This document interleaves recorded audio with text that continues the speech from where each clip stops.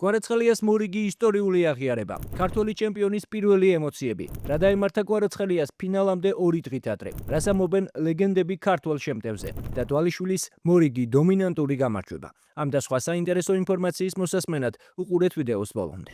დავიწყოთ ბუდაპეშტიდან, სადაც ხვიჩა კვარაცხელიამ მორიგი ისტორია დაწერა და 25 წლის ასაკში ჩემპიონთა ლიგას ზედიზედ მეორედ მოიგო. ფინალში ქართველის პარი სენ-ჟერმენმა არსენალი პენალტების სერიაში დაამარცხა. შეხვედრა ფრედ 1-1 დამთავრდა და ქართველმა 83 წუთი ითამაშა. ის სავარაუდოდ ტრავმის გამო შეცვალეს, თუმცა კვარაცხელიას ამ შეხვედრის ბედზე გადამწყვეტი გავლენა ჰქონდა, რადგან მაშინ, როდესაც მისი გუნდი მარცხდებოდა, 11 მეტრიანი მოიპოვა, რომელიც დემბელემ გამოიყენა და ჩემპიონობისთვის ბრძოლა გაგრძელდა. საბოლოოდ კი 11 მეტრიანების სერიაში გამარჯვება მოიპოვეს. აქვე გეტყვით იმასაც, რომ კვარაცხელია ოფიციალურად დასახელდა ჩემპიონთა ლიგის სეზონის საუკეთესო ფეხბურთელად. 16 შეხვედრაში მის ანგარიშზე 10 გოლი და 6 საგოლე პასია. კვარაცხელიამ ჩემპიონთა ლიგის რეკორდიც დაამყარა. ის გახდა პირველი ფეხბურთელი, რომელსაც ამ ტურნირის პლეი-ოფის სტადიაზე ზედიზედ 7 შეხვედრაში საგოლე მოქმედებები ჰქონდა. გოლი და საგოლე პასი. შეგახსენებთ იმასაც, რომ ხვიჩა 2022-2023 წლების სეზონში ჩემპიონთა ლიგის საუკეთესო ახალგაზრდა ფეხბურთელიც გახდა.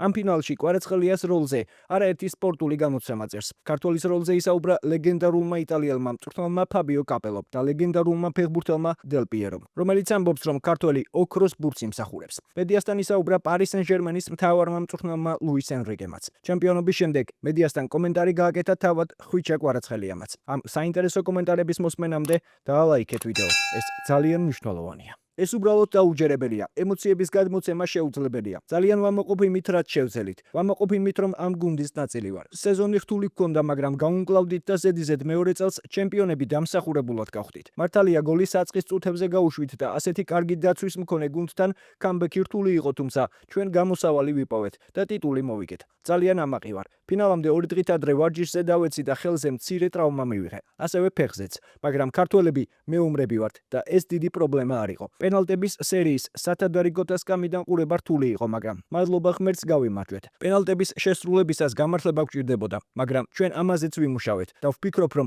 დავიმსახურეთ ეს შედეგი და თასი. თანაც თამაშის მიმდინარეობის დროსაც ჰქონდა საგოლე მომენტები. ხვიჩა კვარაცხელია ნამდვილად ოქროს ბურთს მოიგებდა მსოფლიო ჩემპიონატი რომ არ იყოს. მასავით გადამწყვეტი გოლებში, საგოლე პასებში, უბრალოდ მოედანზე ყოფნით ჩემპიონთა ლიგის ამ სეზონში არავინ იყო. როგორ აუხსნათ ჩვენს 4-5 წლის შვილებს, რომ ნეიმარი, მესი, მბაპე, ეს შემტევი სამეული ბრჭყალებში უფრო სუსტი იყო ვიდრე ამჟამინდელი შემტევი ტრიო, კვარაცხელია, დუე და დემბელე. სწორედ ამას ვგულისხმობდი, როცა მენტალიტეტის ცვლილებაზე ვსაუბრობდი. პარი სენ-ჟერმენს ყოველთვის სურდა პირველ ნომრად თამაში, დომინანტობა, საუკეთესო ფეხბურთელებით, მაგრამ ახლა სწორი ბალანსი იპოვა. ხვიჩა კვარაცხელიას გარეშე დღეს საღამოს გოლის გატანა რთული იქნებოდა ამ არსენალთან, რომელმაც ჩემზე დაცვით ფაზაში შთაბეჭდილება მოახდინა. დღეს მივხვდი, რატომ გაუშვა არსენალმა ასე ცოტა გოლი. ძალიან ტაქტიკური თამაში იყო. არსენალმა დაცვითი ფეხბურთი ითამაშა. პარი სენ-ჟერმენი კი უფრო გუნდური იყო. როდესაც ბურთი აქვს, პარი სენ-ჟერმენი ყოველთვის სახიფათოა. შერეული ემოციები მაქვს, აღფრთოვანება, დაღლილობა, ყველაფერი ერთად,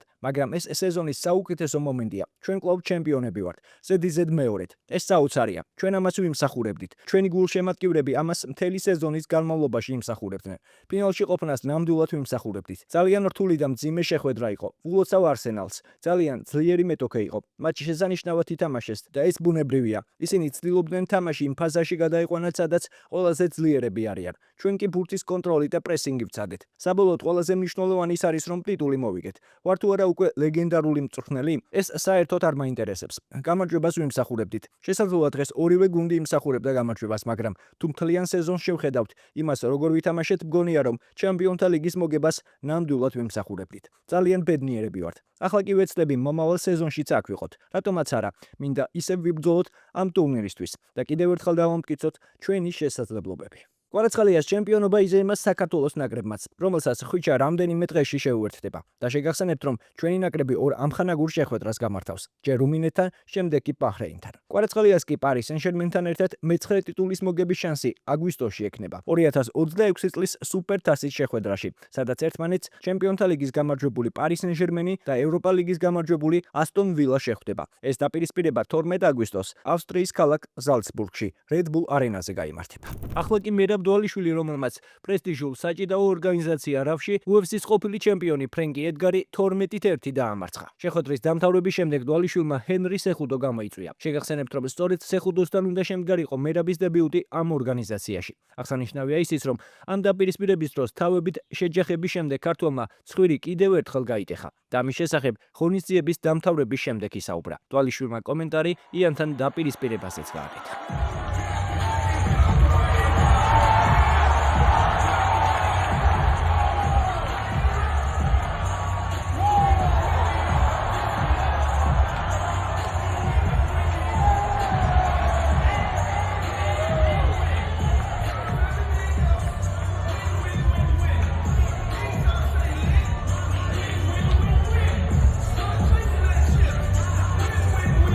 ჰენრი იმედი მაქვს, დიდი კვერცხები გაქვს, რომ ჩემთან იჭიდაო და მექსიკური კვერცხები მაჩვენო ძმაო. ეს ჭიდაობა ერთგულას ყველაფრის შეცვლა შეუძლია. მე მიყვარს რაფი, ეს მაძლევს мотивაციას. ეს შესანიშნავი მიზეზია იმისთვის, რომ დაკავებული ვიყო. ყველგან უკეთესი გავხდე. მე მზად ვარ, ვინც არ უნდა იყოს ნებისმიერს ვეჭიდავები. ცხვირი მანამდე კარგად მქონდა დაზიანებული, მაგრამ მგონი თავით ძლიერად შევეჯახე და ისევ გამიტყდა. ცხვირი ბევრჯერ გამიტეხავს. ამას ჩემთვის ხელი არასდროს შეუშლია და ვერც ვერასდროს შემიშლის.